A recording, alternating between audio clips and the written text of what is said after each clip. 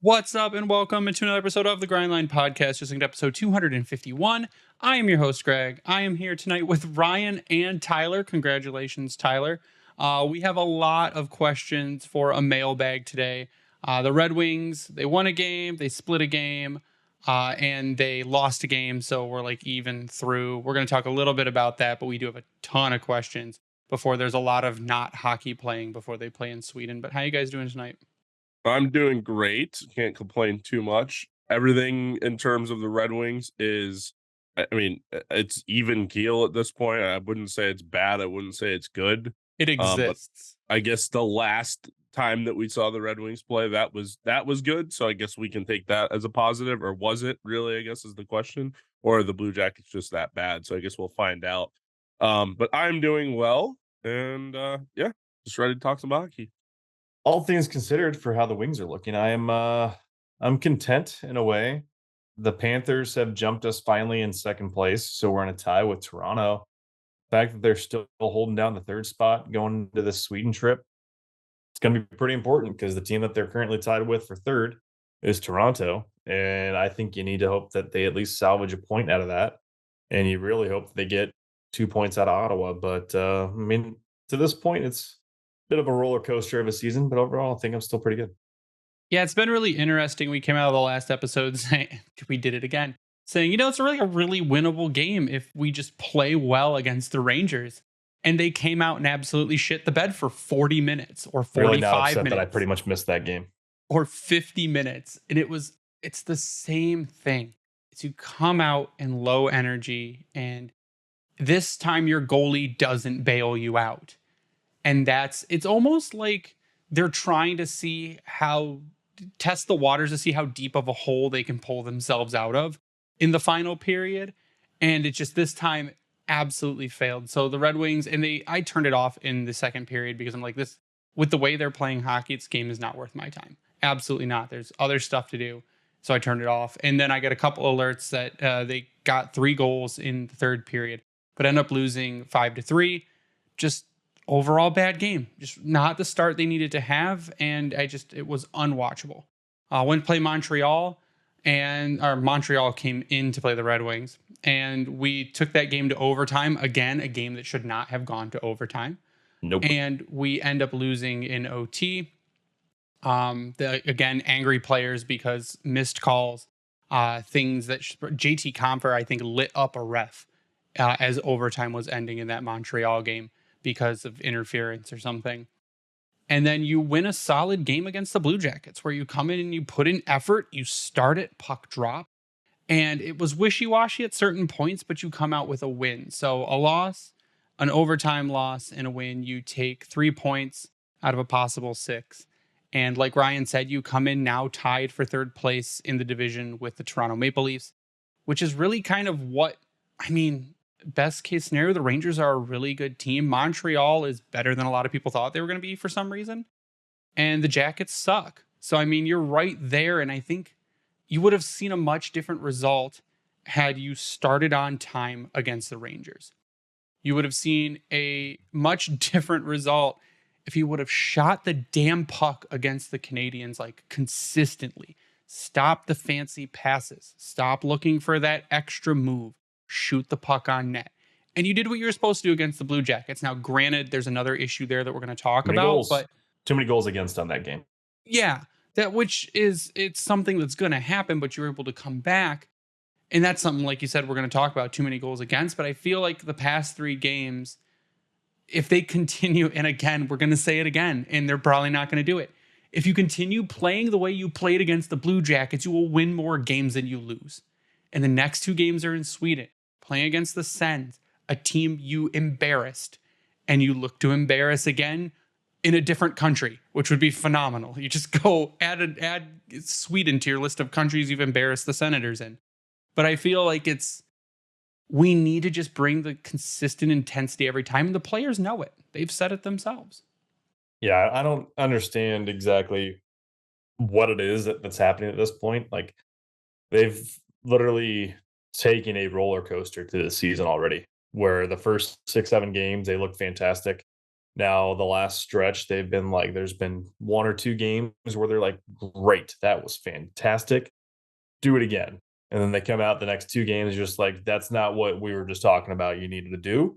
Let's not do that ever again. They're like, for half a game, they're like, okay, maybe we'll try to play this way. And it's just the consistency factor. I get it. It's a hard league. The team is still there. I'm trying not to shit on them too hard or trying to put them up on too high of a pedestal because They we've seen exist, them. Ryan. They They exist exist. currently. They can handle. They can take it to top tier teams. We've already seen it. They've beaten Boston. They've already played a hard game against Toronto, but ultimately losing. They've beaten Tampa. They honestly could have and should have beaten Florida. So we're seeing them compete, and they brought it back against the Rangers. But until they find that consistency piece, and I don't know what the ultimate answer is. Is it going to be coaching needs to make adjustments? We need to start seeing different lines and or players on the roster. Do the players need to actually, reach down, find out they have a pair, and go out there and play a better game? I don't know what the ultimate answer is there. And let's cool it with we need a change in coaching because No. it's way too early to say that now. Have there been We're not some Edmonton. odd moves? Sure. Would I really, really, really love for the second pair to not consistently be Sherratt and Petry? Absolutely, Ugh. though. Jeff Petry had a decent to good game against the Blue Jackets. Ben Sherratt has been better than last season. Does that mean he's good? No, but he's not awful. So maybe these guys, they're older. They need a little bit more time to like warm the engine up. But I would love to see that moved down to the third pair. Get more time for Ghost. Get more time for Hull. Just the consistency in the ice time that Petry and Sherratt are getting when Petry's not being scratched, because he was scratched a game, is kind of weird when you're watching and you're like, Petry is generally pretty consistently the one making terrible moves. Mm-hmm. And when he's continued to be pushed out there in higher minute situations and falls on his face or takes a bad penalty or is directly involved in a goal against, you ask why a lot. And that's maybe the one gripe with coaching, is that we see these things, and maybe it's only because we're seeing it on TV, but we see these things and we go, how can you keep doing that? How can you keep doing the same thing and expecting them to be different when we've seen them consistently be bad in those situations? But I don't think it's time. I mean, it's not time to say, look, we need a new coach or Newsy is terrible or anything like that, because he's proven he's not. And he's been realistic and transparent since day one with everyone. If you listen to any of his interviews, he's like, do we look better? Yes. Do we look good on paper? Yes. We still have a long way to go. Now, maybe that's coming to fruition because he's said it, but I don't think that you can pin all these losses on coaching, because at the end of the day, the players have to show up to play. And you can yell at them as much as you want, but if they lazily move their way through the first period, I mean, that's on them for the most part. They're paid to go out there and play hockey. And if they're not doing that, I can't say that's on Newsy. Yeah, my thoughts are just like, I mean, they need to be way more consistent when it comes to starting on time. I mean, their games that they've played this year so far, I mean, not a good start against Florida, definitely not a good start at Boston, definitely not a good start against the Rangers. That was their worst game of the year, probably by far. They were uninterested until about the third period when it was 5-0, and then they're like, okay, now we're going to decide to play and make it a 2-goal game. Not a good game whatsoever. Montreal, I mean, they should have won the game, and they kind of blew it there. They need to start better. And Jeff Petry, I mean, I think if he didn't have a good game in that Columbus game, I think we'd seriously be having a conversation of having to waive Jeff Petry, because again, I like the Except fact for that, you can't, Tyler. You can't waive Jeff Petry. He has Why a no can't you? move clause. Okay, well, we'd be having the conversation of, I don't know, putting him in the press box for the foreseeable future, because I mean, he just has not been good. I mean, I've been rooting for Jeff Petry. I know he's got ties to the area, and he was born in Ann Arbor and everything. I've been rooting for him. I liked him in Edmonton, liked him in Montreal. Always thought he was a really good player, good puck moving defenseman. I mean, Father Time has probably just caught up to him, unfortunately.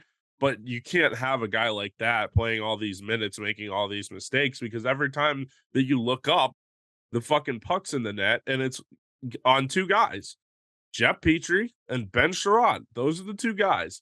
And whether you like it or not, this Ben Sherratt deal, it just looks worse and worse every fucking time. I swear to God, it's just, I know a lot of people want to say, okay, we'll pump the brakes, this. And it's just like, you know what?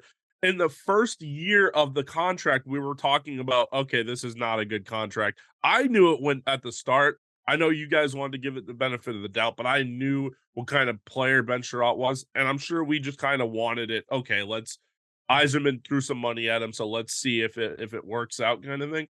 And it just hasn't. It really just has not. Do I wish they could do something and maybe get rid of Sherratt and bring up a guy like Edvinsson or Johansson or one of the young defensemen down in Grand Rapids?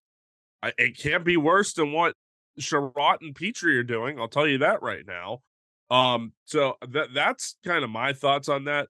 The one thing I kind of want to touch on as well, and I don't know if you guys want to do this now or do it after, but I think the offense still has a problem in goal scoring. I do, especially in that Rangers game, especially against Florida. When the going gets tougher against tougher opponents, it feels like they can't score goals. Tampa doesn't feel like as good of a defensive team as they were, and I think that the Wings scored a lot of those goals because Jonas Johansson was in net. But some of those were goal scorers goals, but at the end of the day, I feel like they still have an issue in goal scoring, and that's why I think that Jonathan Bergeron should be coming up at some point, because he was one of their better offensive players last year at times. I feel like he should get a shot in the NHL. I do. Well, I feel like we can answer a few questions here from the mailbag within what we've just talked about so far. So Clankster asks, when does the Jeff Petry experiment end and the Simon Edvinsson experiment begin? Also, I really don't think an Edvinsson whole pairing would be bad, but maybe that's just me. I agree. So I think Petry right now is the odd man out, but to make that happen, you would have to make a trade. So if you look at trying to offload Ben Sherratt's contract, even though, like you said, you hate the Ben Sherratt and everything, but he has been better this season. Ben Sherratt, I believe, is a +8 currently. When he was I hate, again, don't like plus minus, but he hasn't been god awful. You just notice that when he is bad, it generally leads directly to a goal. He gets burned at the blue line and leads to a goal, or he's caught in missing coverage and it leads to a goal. So when Ben Sherratt is bad, it's been affecting the team more than when, say, I don't know, when Justin Holl may have a misstep, maybe it's in the neutral zone. Or maybe a defenseman has a misstep in the offensive zone, but it doesn't lead directly to a goal. Sherratt seems to have more of those defensive zone missteps. But you also get from Daryl Casey, when will we see Edvinsson this year? Not as an injury replacement. That would be a trade. There's questions that we got about, do we see a big trade coming? And I'm not sure I see a big trade coming, but there are teams looking for goalies. And if you can offload a contract to be able to bring in an Edvinsson, and you can free up space by getting rid of a goalie because you have too many and you're not playing one, then that could be an opportunity where you could see like a Simon Edvinsson come in. So if we take a look at Ville Husso's performance, this is the other part I want to bring up before we take a break and go just fully into questions, is if you look at his performances over the past 5 games. So lost to Boston, he had 3 goals against with a .900 save percentage. Win against the New York Islanders had 3 goals against and a .925. The win against Boston had 4 goals against, but he had an .867 save percentage. You had the loss to the Rangers. He had 5 goals against and it had an .844 save percentage. And if you look at the game against Columbus where we won, he had 4 goals against, but he had an .818 save percentage. So when in one of the Columbus game, he let in the first goal on the first shot. And when you're looking at those save percentages, even though we won 3 of those games, it was because of the overage of offense. And you can't rely on that. Your goaltender has to be able to stand on his head some games. Now, Husso has done that before. He has a .946 save percentage win against the Sens. But other than that, most of his games are below 900. And that is absolutely unacceptable for a goalie that you say is your starting goaltender. So if another team calls and says, hey, we need, Carolina calls and says, hey, we need Billy Husso, or we need a goalie, we need Alex Lyon, we need James Reimer, we need someone because our goaltending situation sucks. You say, okay, we'll give you Husso and we'll give you, I don't know, we'll give you Ben Sherratt with 50% retained and we'll send you a pick and we'll take Brett Pesce.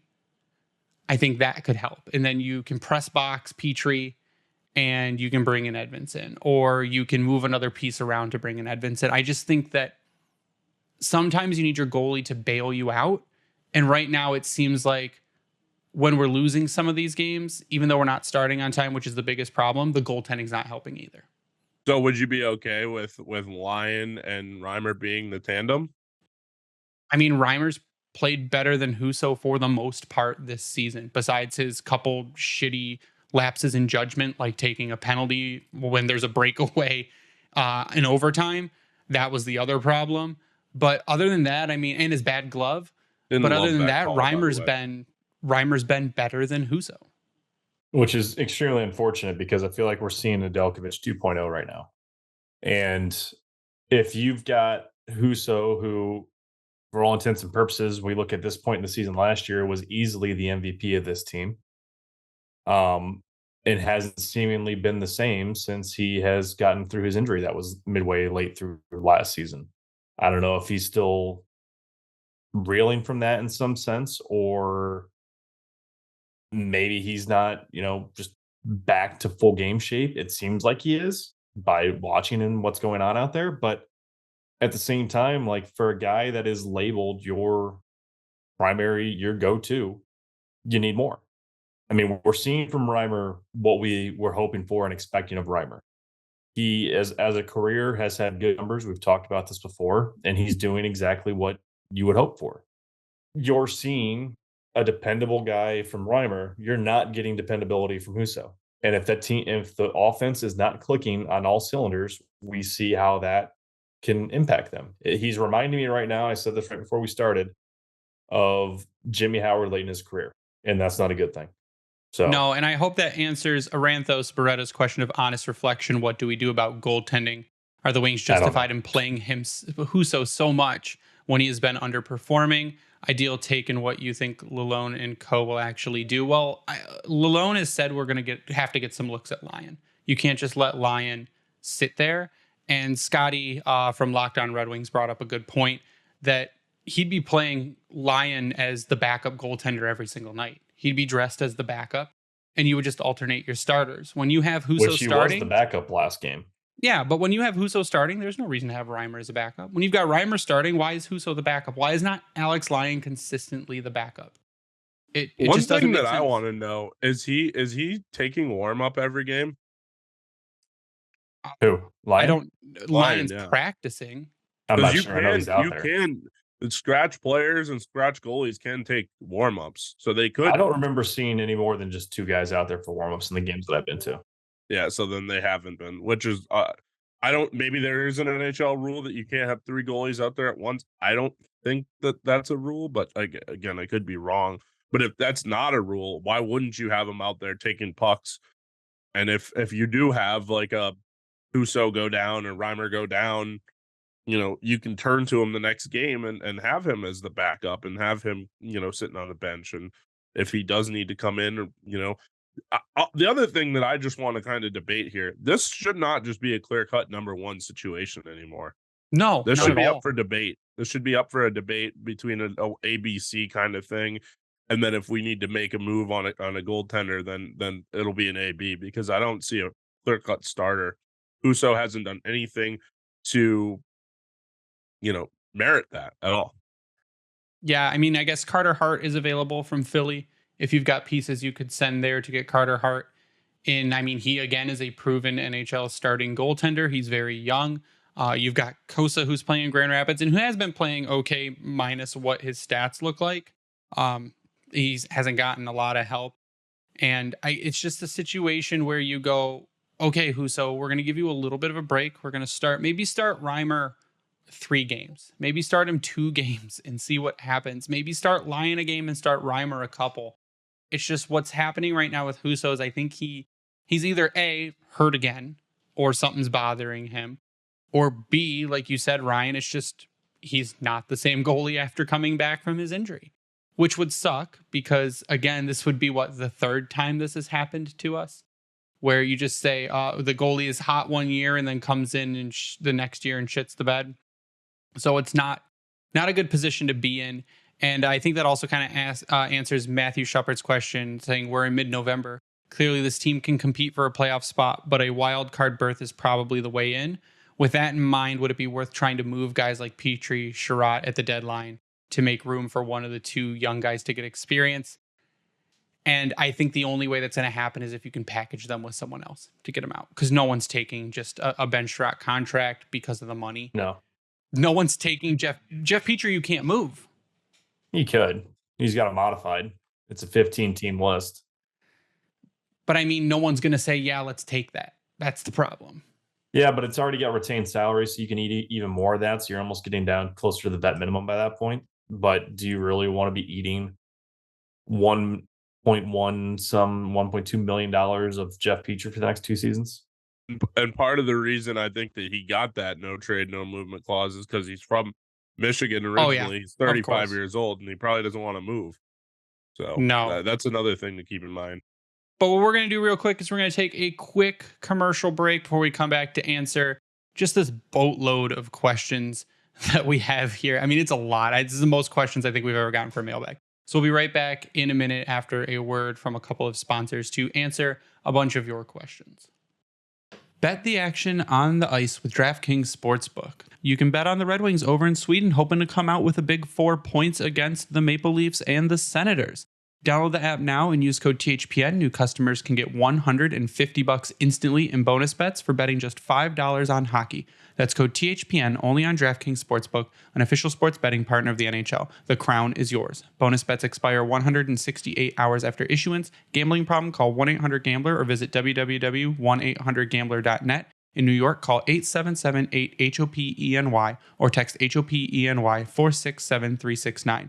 In Connecticut, help is available for problem gambling. Call 888-789-7777 or visit ccpg.org. Please play responsibly. On behalf of Boot Hill Casino and Resort. 21 plus, age varies by jurisdiction. Void in Ontario. Bonus bets expire 168 hours after issuance. See dkng.com/hockey for eligibility and deposit restrictions, terms, and responsible gaming resources. NHL and the NHL Shield are registered trademarks of the National Hockey League. Copyright NHL 2023. All rights reserved.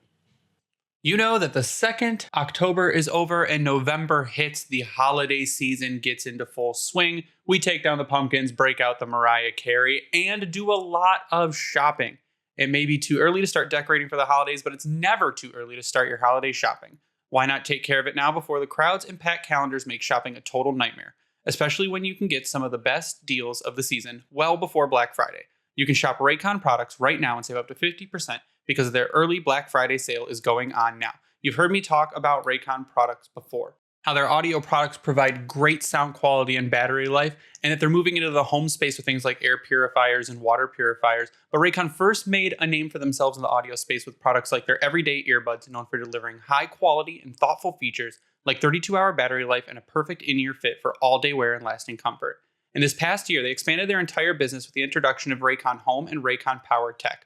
Their faucet filter ultra filters the water in your tap against chlorine and heavy metals. It's a must-have for ensuring the water you use to wash your face and brush your teeth is, actually clean. Raycon is known for delivering high quality and thoughtful features at half the price of other premium tech brands. It's no wonder their products have racked up tens of thousands of 5-star reviews. To get everyone in the holiday shopping spirit a bit early, Raycon is currently offering 20% off everything on their site with select products up to 50% off. So beat the crowds and save now. Trust me, you do not want to miss out on Raycon's early Black Friday sale. Hurry now to buyraycon.com/THPN to get 20 to 50% off site-wide. That's buyraycon.com/THPN to score up to 50% off Raycon products. buyraycon.com/THPN. And we're back, and we have a lot of questions. I had to wait because, again, Tyler, always eating on camera, that Tyler. But we have a lot of questions tonight in our mailbag, and we're going to start. Some of them we're going to go through rather quickly. Some of them where we feel like we need to break them down a little bit more, we will break them down. But we're going to start with from Kaiser Map, and this is an easy one. If the Red Wings could send Perron, Fabry, Sherratt, Mata, and a shit ton of picks and prospects to Edmonton for McDavid and Draisaitl, would you do it? Yes, I would do it. Is that realistic? Absolutely not. I mean, honestly, I'll give up quite a bit for either guy. And now it depends on. No, it doesn't depend on anything. If there's a possibility of if you're not destroying your roster entirely to bring them on, I think you do it. I don't care what they're being paid. You figure out a way to add to the core with them because you have a better prospect core than what Edmonton has. Now, granted, that is what they're going to probably like to get in return. But knowing Ken Holland, he'll be more excited about a draft pick than he will a prospect and do something stupid with that. So you could probably actually get away with something pretty good there. But would you gut your farm system for Leon Draisaitl? I guess what you would consider gut your farm system for, because they're not going to take literally every prospect we have, and we have a ton of what are considered mid to high level prospects. The most I think you lose out on is two top end prospects. Yeah, but then you have to give up a roster player and probably 2 first-round picks. More than that. If you're getting just McDavid, so I think earlier I said... Yeah, McDavid you're not getting. It's Draisaitl that you would be going after, I think. Well, you're not getting either, but it's hypothetical. So I think there are 3 roster players that Yzerman would say no to, and that would be DeBrincat, Larkin, and Moritz Seider, depending on what you're getting back. I think Raymond he would be on the fence about, but those other 3 are the ones that are hard nose. Other than that, I think your only prospects that are off the table are your new ones. So Nate Danielson's probably off the table because we don't know what he is. Axel Sandin Pellikka is probably off the table because you don't know what he is. Trey Augustine's probably off the table to see how he develops. Other than that, I mean, you're probably looking at a couple first-round picks. You're probably looking at Simon Edvinsson. You're probably looking at a roster or an NHL-ready forward. So someone like Jonathan Berggren, like Elmer Soderblom. And then you're looking at probably Jake Walman at that point. And that's probably close-ish, though you'd probably have to throw in a couple more picks or another player to get something like that done. Maybe Marco Kasper. You might have to throw Marco Kasper into that deal too. I don't hate that. I don't hate it either because for me, when I was going through like McDavid trade scenarios, the hardest parts to give up were the picks because we have so many prospects that if you lose a few of them, you're going to have to trade a few of them anyways. There's no way every prospect you have is going to make this roster. So I think the Red Wings are in a good position in a few different ways with picks because we've got our picks, with a deep prospect pool where if you give up 2, 3, 4 prospects, you're not killing your entire pool. And they've got money. So if people are available to make a trade, the Red Wings are one of the top trade targets because we've got all the things that other teams are looking for. Yeah. I think the way you kind of look at this one is almost like a baseball trade where you see so many prospects that you consider to be your top 10 or whatever, but it doesn't overall hinder your progress as a top team. You can get away with it and still be okay. I think hockey can play out that same way a little bit because with these younger guys, you just don't know until they're there. And we've seen it several times now with Detroit where they think they're getting a top pick, thanks Avila, that nothing freaking came from it. They trade him away and then like, oh, all of a sudden we're good. Cool, great. So no, I think you can easily, I shouldn't say easily, but we can more realistically. Realistically, to do this type of thing, you'll have to make that trade where you see an Edvinsson, you see a couple first or second, whatever it is. The attachment we'll have to separate ourselves from because you will be better with one of those guys on the team. There's no doubt. But anyways, Tyler. Talking about a baseball trade, I just like remember one that kind of sticks out to me a little bit where the Red Sox traded for Chris Sale from the Chicago White Sox, and they had to give up their number one overall prospect in Major League Baseball, which was Yoan Moncada, who at the time was like a can't miss guy. And then they had to give up Michael Kopech, who like throws like 104 miles an hour. And that was like, he was like their number 4 prospect or something like that. But then they had to give up a roster player too. So like, that's the kind of trade it would have to take. And honestly, I don't think you're getting McDavid. So if you're going to get either of them, it's Draisaitl because I don't think they're going to be able to pay both of those upwards of $15 million. No. And I don't think it's smart given what we've seen from the Toronto Maple Leafs, where, you know, they're paying 3 guys, you know, 4 guys, really a crazy amount of money. And, you know, it has not worked out for them in the least bit. So, anyways.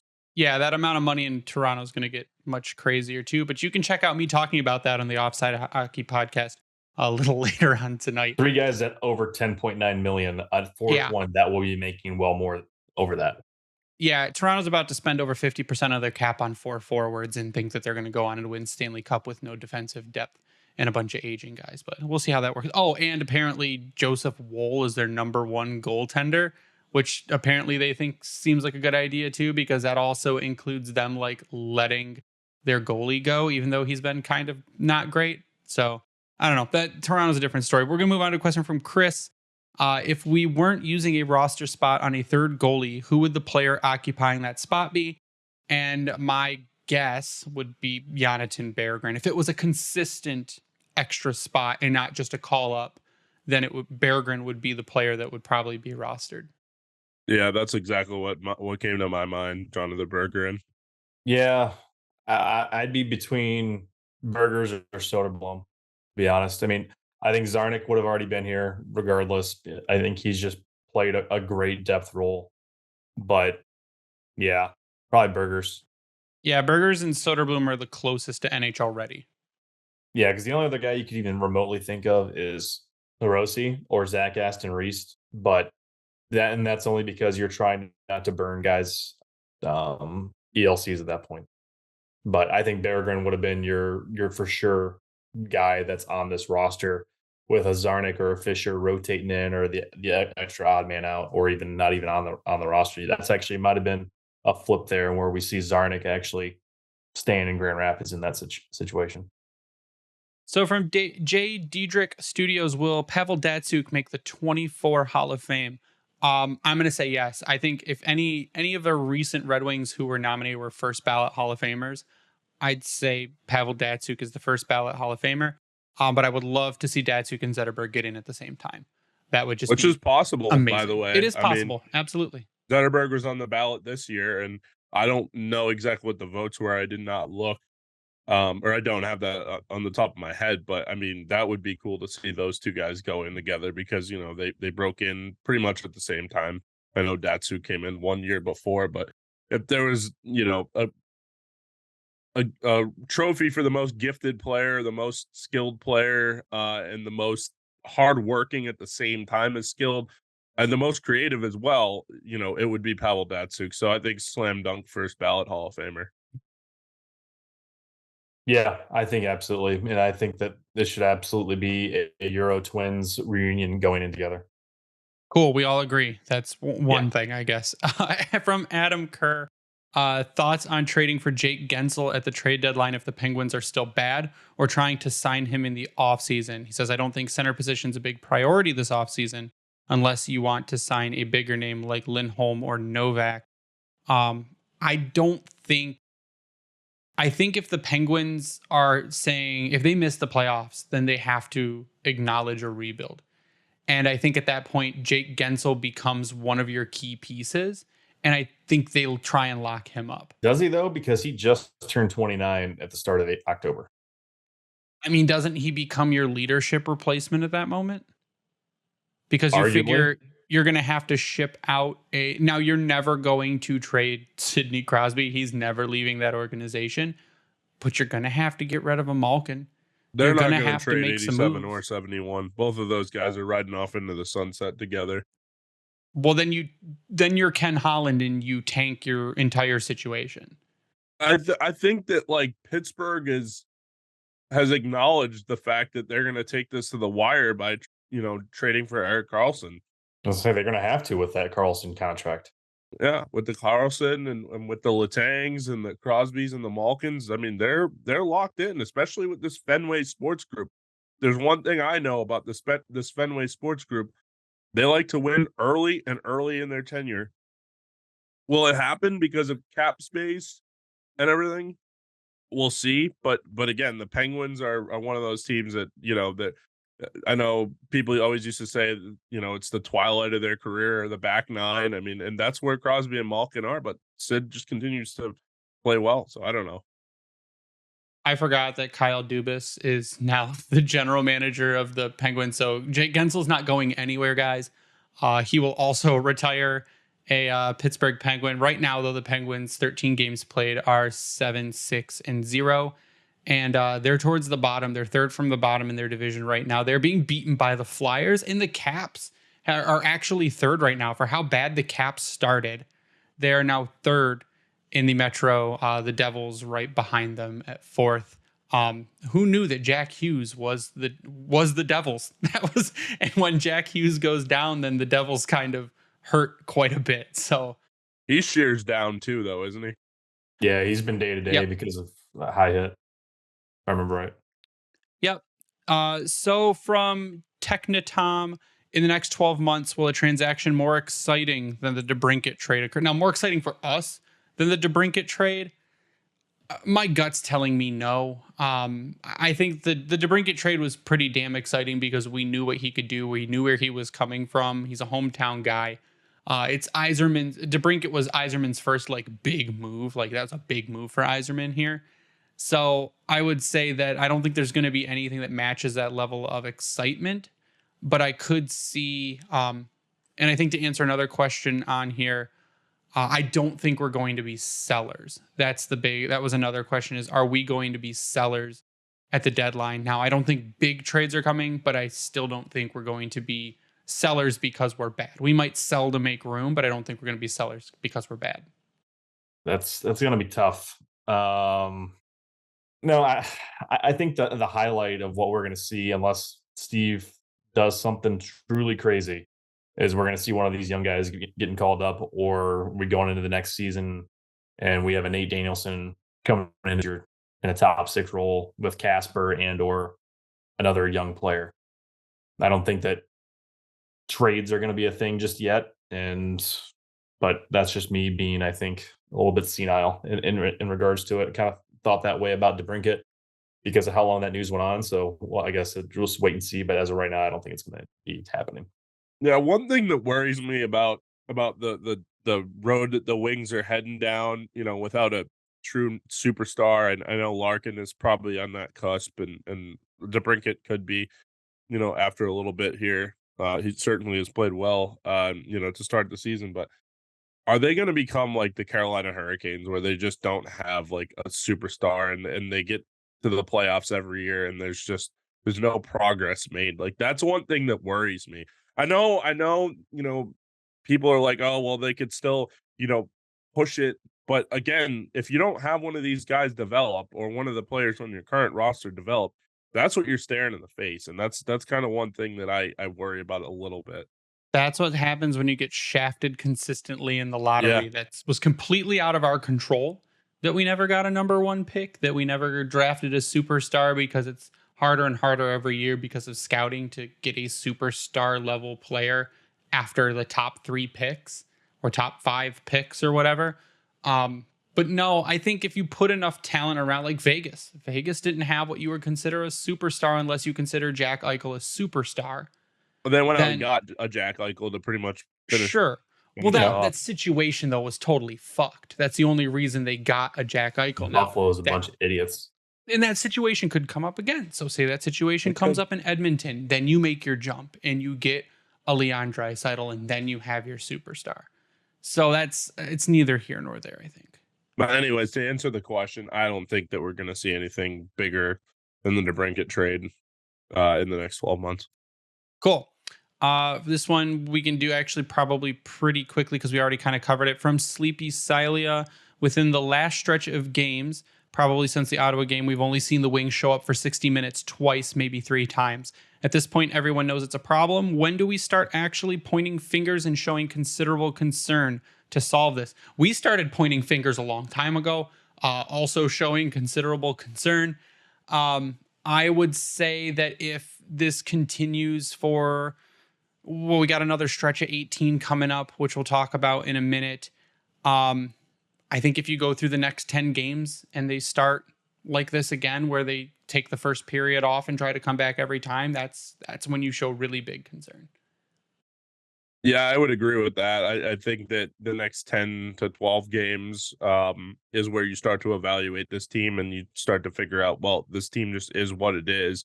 I obviously it sounds like it's a long time through the season, but I mean, people always say American Thanksgiving is that bar where if you're in, you're in. If you're not, there's a good chance that you're not going to make the playoffs. So it'll be interesting to see what happens. But I think that it is definitely alarming that they've been not starting on time, but hopefully that they can get that righted within the next 10 games or so. I like the Thanksgiving cutoff, but I think if we're still if we're in a playoff position by Thanksgiving and we're still playing like we're playing, don't count that bar as anything important, because you got to figure other teams at that point are going to pass us because we're lacking in our effort for the first 50 minutes of game of a 60-minute game. And I wouldn't take, that's not a hard cutoff. We saw it last year, that Thanksgiving date come and go. And I would say if we're still showing the same effort at the beginning of a hockey game and we're in a playoff position by Thanksgiving, I'm still concerned. I don't know. I like that we're doing a bit of a comparison to last season, because we knew they started strong last year. Huso carried them for however long you want to call it, into January for that matter. And we're still trending ahead of where Detroit was at this point last year. And that's a good thing. They need to maintain that. If they don't, we're going to be in trouble. It could make or soften, maybe I'll say soften the way that they have looked to this point a little bit, because we know that they are indeed playing better. However, when do we start seeing moves happen? I don't know, because we're handcuffed with some of these no moves, because as you mentioned, these guys can't necessarily go into waivers unless it is agreed upon from the player to be waived. And your prime candidates are on defense to do that.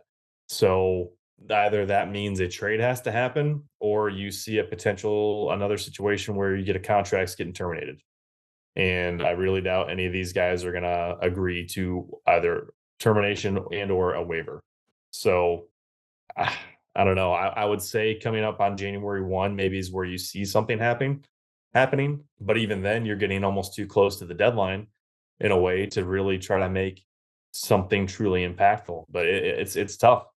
I don't know. I want to say that you start seeing more of the younger guys start making their way in. You want to hope for an Edmondson, that he's putting the puck in the net and making offense happen down in Grand Rapids. We're seeing that on the stat line as well. But it's hard.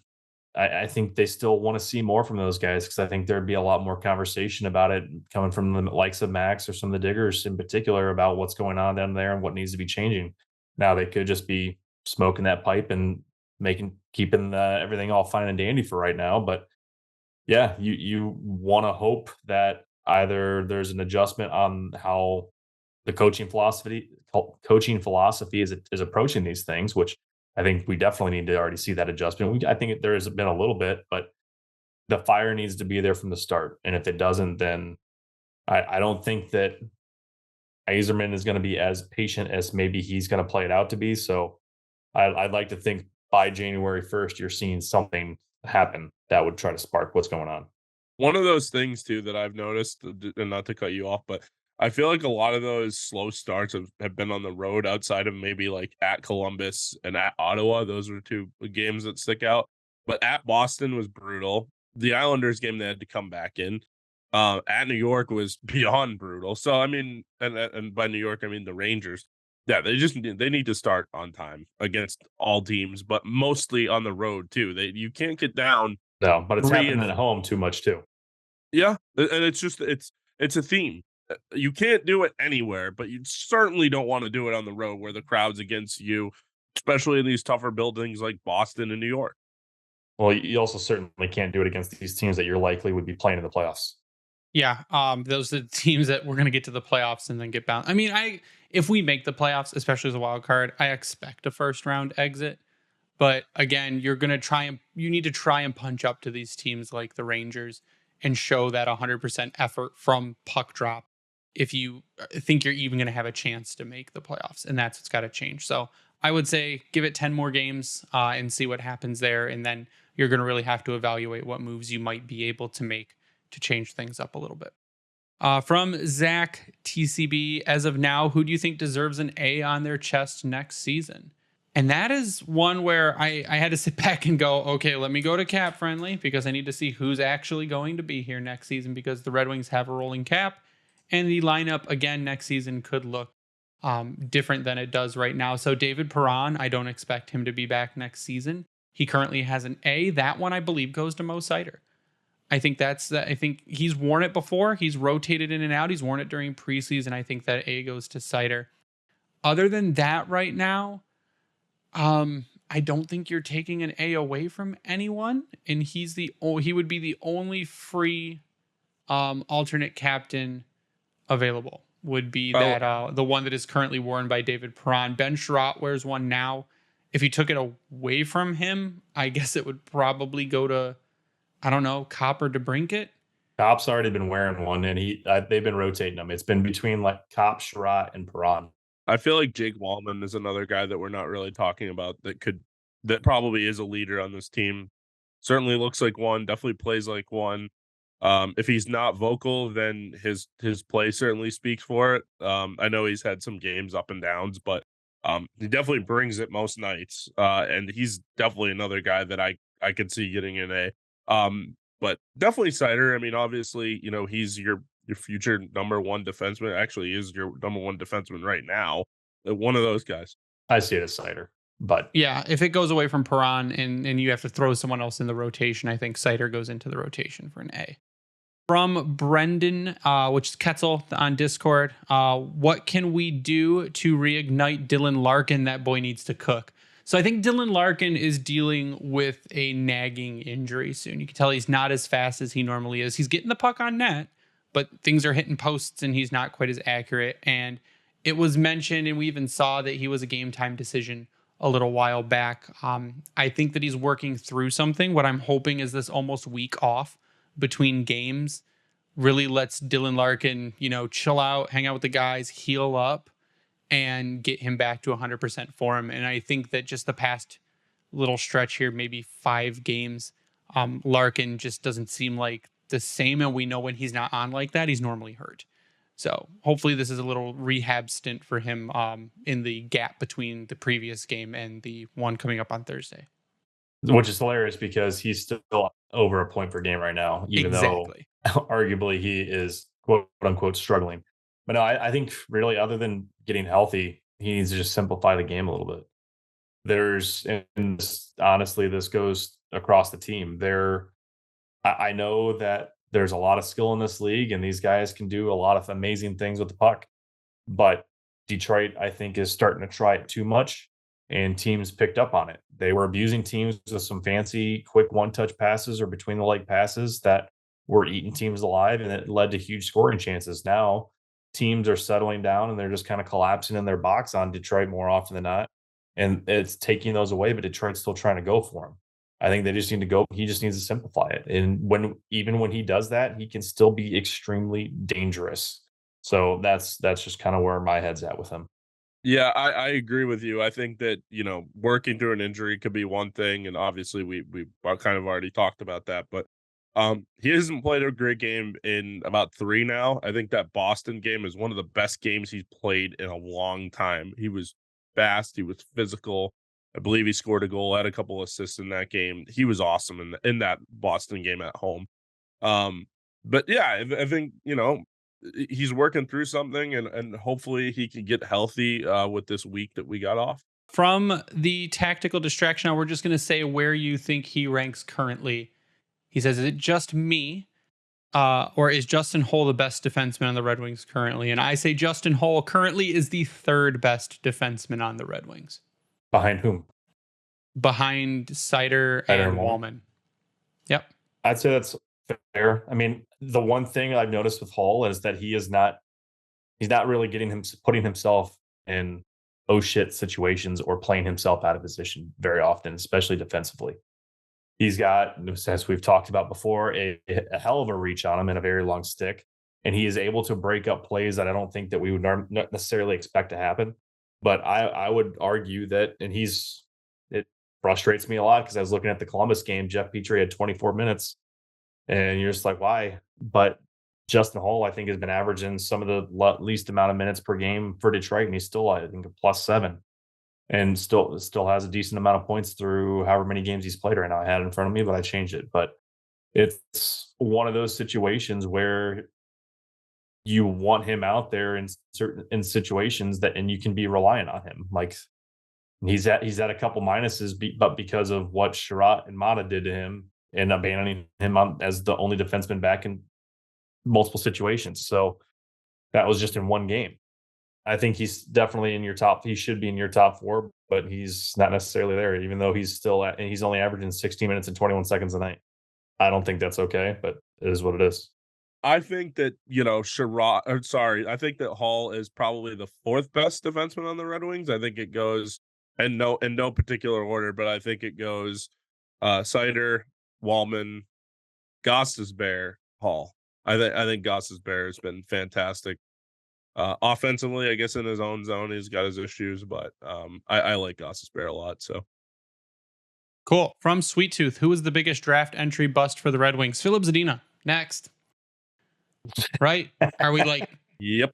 I don't really think you can have an argument with anyone but him. It's people can try to say that no, that's not fair, but I absolutely think it is for the hype that was behind him. What was intended to be a thing, like. Well, second would be Dennis Cholowski. Cholowski, Rasmussen. I don't see Rasmussen not never at all. should have been chosen there in the first place, and Raz has actually been relevant. So I'm not going to put Rasmussen in there whatsoever. Cholowski, I thought was a terrible and confusing pick from the get go, and ended up being that way. I mean, I had my excitement for him, but it just didn't happen. You get past Dylan Larkin's draft class. I mean, you got Mantha and Burt in 2013, but after that, it's just like, it's whatever. These guys were here. Cool. From, we already answered Brandon's. If McDavid's unrealistic, try to get what thought on Draisaitl's a probability. We already answered that. From Pete, am I the only one concerned with the sheer volume of candy being consumed by the Red Wings recently? If you haven't watched the social stuff, they're eating so much Swedish candy, but maybe it'll give them a little energy so they start the games on time. Swedish fish? No, Ryan. Yes. Yeah. The most popular Swedish candy is the Swedish fish. Is that not an American candy that they just... Yeah. Yes. It's probably actually like good for you over there. I don't know. From Brad, through 15 games, the Red Wings have collected 18 points and are on pace for about 98 for the season, which is a big plus. Is 98 points enough for a playoff spot this year in the East? And will the Red Wings earn more, fewer, or the same number of points in the next 15 games? I looked at the schedule. I'm at about the same number of points, and I do think that 98 gets you a playoff spot in the East. I think for the way that the Atlantic is kind of eating itself right now, I think 95, 94 is probably going to be your bar. Because what was it, 93 last season? Yeah, I believe it was 93 with the Panthers getting in. Yeah. So I think 98, you're still looking at a wild card because I think that the top 3 teams in the Atlantic will start to separate themselves, but it'll be close. I don't know. I mean, unless Boston, I don't understand what that is anymore at this point. That's why I stopped trying to figure out if they were going to be bad this year. And of course they weren't. Florida, they're doing what you would hope for a team that made it to the Cup. And then Tampa and Toronto, I'm not going to count them out until the end of the season. So you hope for that wild card, and 98 points, I think, should be able to get you in. And of course, that Poitras kid just continues to be a good hockey player, and Boston just gets these players out of nowhere. So I guess whatever. Just takes one sometimes. Yeah, exactly. And I think I saw a stat the other day that Boston has drafted a bunch of players over the last couple of years, and there's only been 2 that have made the NHL. So that's good job, Don Sweeney. 15 points, 18 points, or 15 games, 18 points so far. 98 points make the playoffs. I think 98 gets you in. I think 94, 95 probably gets you in. I think you're right, Ryan. It really kind of depends on what happens. I mean, they got to beat these teams that they're supposed to beat, like Montreal, and then they got to take points in the games that they're not supposed to win, like the Rangers. So Ottawa. That remains where it is. Yeah. All right, we're going to do this last question, and it's a fun one that maybe you can't answer because I'm not sure if you even know who these people are, which you should, and I'm going to laugh at you if you don't. And then you're going to give me your socials, and then we're going to sign off because we are right up against time before I have to go hop on to another podcast. But Maddie over on Discord asks, Bret Hart or Shawn Michaels? And we're going to start with Ryan. Give me that sweet chin music. And your social, Ryan. Already Ryan 33. Don't Tyler, know. are you Tyler, are you you son old of enough a to know who bitch. those people are? Don't know. Not a movie guy. Oh, Oh my god. Those are What? wrestlers. did you say Tyler. movie? Okay. Well, not a wrestling guy at all. So next Tyler's question. at Seal Dog 91. We're Yeah, gonna can you mute him. make a GIF of when was saying I'm sorry to Ric Flair and then get him the sweet chin music, but put Tyler's head on Flair. I'm gonna make a GIF of you leaning into the camera and yelling "What?" Oh my god, Tyler! Amazing. I never watched wrestling. Okay. I can't I am believe you. also going to have to agree with Shawn Michaels. But you can follow me online at Bringing the Win. You can follow the Grindline Podcast online at Grindline Pod. We thank the Hockey Podcast Network for hosting us and spreading us around. Check out our merch on redbubble.com by searching the Grindline. Buy all your jerseys from Vintage Detroit because they are amazing. People keep asking, where do I get Alex DeBrincat jerseys from? That's where you get Alex DeBrincat jerseys from. But you can also go sub to us on YouTube. You can watch our crazy reactions to Tyler not knowing who very well-known wrestlers are.